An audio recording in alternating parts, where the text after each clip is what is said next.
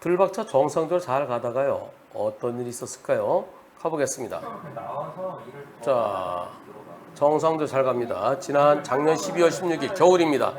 날이 추웠어요. 근데 와우! 이거 뭐야 이거? 아니 맞은편에서 잘 가고 있었는데 요 차. 요 차가요. 좀 빠르게 오네요. 저 차는 어디서부터 오나요? 저 차가 3차로 2차로 1차로 오더니 미끄러지면서 꽝. 그 당시 여기가 제한속도 50이래요.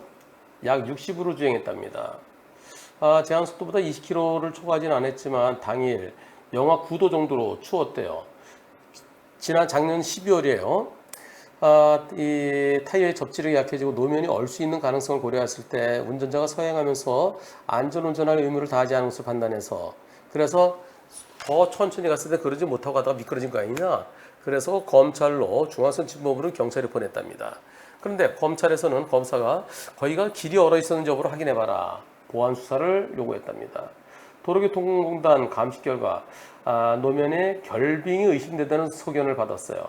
검찰은 이를 토대로 증거불충분으로 즉 중앙선 침범이 아니다. 중앙선 침범 사고가 아니다.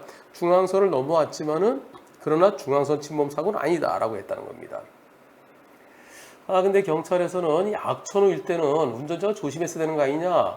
그리고 그 윈터 타이어, 스노우 타이어를 장착 안 했을 것 같은데 이런 것도 의문이 있는데요. 저는 이 사고로 진짜 내 업무 능력도 떨어지고요.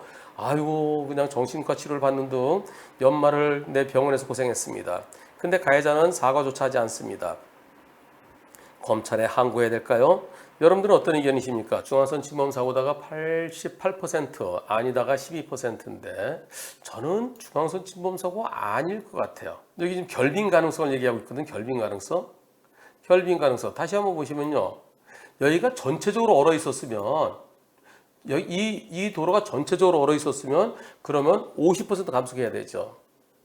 50도로면 25로 가야 되는데 왜 60으로 갔어? 그러면 네가 빨리 달리다가 넘어온 거잖아. 그럼 그게 중앙선 침범 사고예요.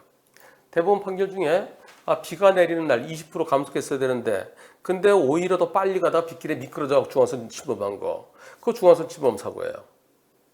그런데 여기는 전체가 얼은 게 아니고 그 부분만 일부분만 결빙돼 있다 그러면 미리 모르잖아요.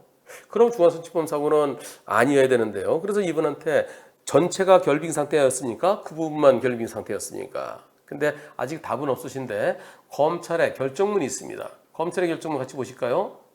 자, 이 사고 도로교통공단에서 분석한 바에 의하면 현장 노면 영상 및 사진 자료 등을 통해 사고 지점 일부에서 도로 노면 색깔과 아스팔트 색깔과 구별되는 투명하게 반사되는 결빙 흔적이 있었던 것이 확인된다. 그렇다고 그러면 그 제기어가 미끄러지는 그거 일부 얼어 있는데 그거 찡 미끄러질 가능성도 있다. 예. 그리고 불박차가 58에서 62.5까지 올라갔다가 다시 34로 내려가는데 제한속도는 50이고요. 근데 여기서 그렇게 차로가요. 네, 아까 이 3차로, 2차로, 1차로 쭉 들어오는 것 같아요. 그렇게 연속된 차로 변경과 제한속도를 초과한 운행이 도로 거기 일부분 결빙된 것과 딱 결합해서 그래서 넘어왔을 네, 그럴 가능성이 상당하지만은 그러나 거기에 일부분 얼었다는 걸 예상할 수 있었겠느냐. 단정히 어렵다. 그렇다면 연속 차로 변경, 대각선 차로 변경 내지 제한속도 초과 운행만으로서는 중앙선을 침범할 만한 비정상인 운전 조작이라고 보기는 어렵다. 그래서 중앙선 침범 사고라고 볼 수 없다. 예, 저도 동감합니다. 일부분만 얼었을 때 그때는 이런 경우는 딱 가는데 예상치만 찡 끌어지면은 네, 그런 경우는 비록 제한속도를 초과했다 하더라도 네, 그것만으로서는 중앙선 침범사로 보기 어렵다는 의견인데요. 네, 하지만 네, 한번 항고는 해보세요.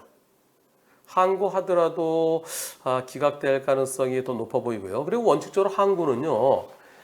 항고는 고소 고발 사건에 대해서 항고를 하는 겁니다. 고소 고발 사건에 대해서 무혐의 처분하면은 왜 이게 무혐의라고 그러느냐?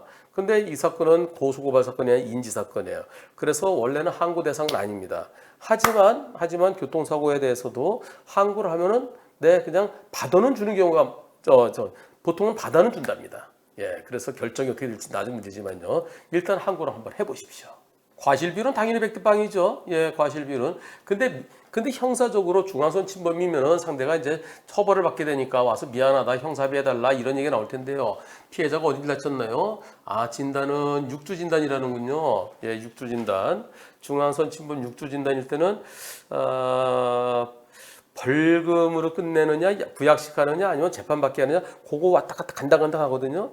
그러면 저게 중앙선 침범 사고 찾아가서 죄송합니다, 봐주십시오, 합의해 주십시오, 그럴 텐데, 여태까지 미안하다 소리도 없으니까 그게 더 화가 난다는 거죠. 네, 이분은 통깁스를 하고서 왼쪽 손목부터 팔꿈치까지 통깁스를 하고 그 전신 타박상에 얼마나 고생하셨겠어요. 자동차가 이렇게 박살났는데요. 보세요, 자동차가 이렇게 박살났습니다. 근데 중앙선 침범 사고 여부를 떠나서 죄송합니다 가서 사과를 하는 게 옳지요. 처벌 대상이냐 아니냐를 떠나서 제가 속도를 좀 지키고 속도를 좀 더 천천히 가고 차로 변경도 한 칸 한 칸 했어야 되는데 정말 죄송합니다 그래야 되는데 아직까지 사과 한마디 없는 게 그게 더 화가 난다는 겁니다. 과실비는 당연히 100대 빵입니다만은, 그러나 100대 빵이더라도 보험사에서 손해배상해 주는 게 시원치 않잖아요. 내가 고생하는 것에 대해서 무이자료, 정신적인 고통에 대해서 제대로 해줄까요? 그렇지 않아요. 통깁스했다는 것은 장애가 안 남는다는 거예요. 뼈가 부러지지는 않고 금만 가거나 그랬을 겁니다. 이런 데가 뼈가 부러져서 이런 데 굽어지는 부분, 손목, 또 팔꿈치 이런 데 잘 안 굽어지면 그럼 장애가 남아요. 그래서 장애가 안 남으면은 무이자료도 꺽 해봤자 한 100만 원도 안 나올 것 같은데요. 위자료가요. 그러니까 더 화가 나는 거죠. 참 좋은 운전자 상해보험 한문철의 초기 대응 플랜. 남편이 운전자 보험을 안 들려고 해요. 에이, 자동차 보험만 있으면 충분하죠. 전에 큰 사고 날 뻔한 거 기억 안 나? 무슨 일 있으셨어요?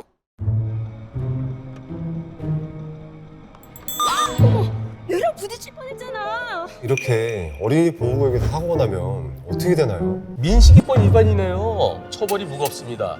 어린이가 조금만 다치더라도 기본적으로 벌금 500만 원 이상입니다. 자동차 보험은 민사상 손해배상만 해주는 거죠. 형사 처벌에 대한 벌금은 지원되지 않습니다.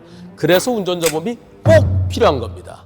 저 한문철이 제 이름을 걸고 만든 데는 그만한 이유가 있겠죠. 400만이 선택한 대한민국 가입 1등 운전자 보험. 궁금하신 분들 지금 전화주세요. 1644-0070. 보험 체결 전 상품 설명서 및 약관을 읽어보시기 바랍니다.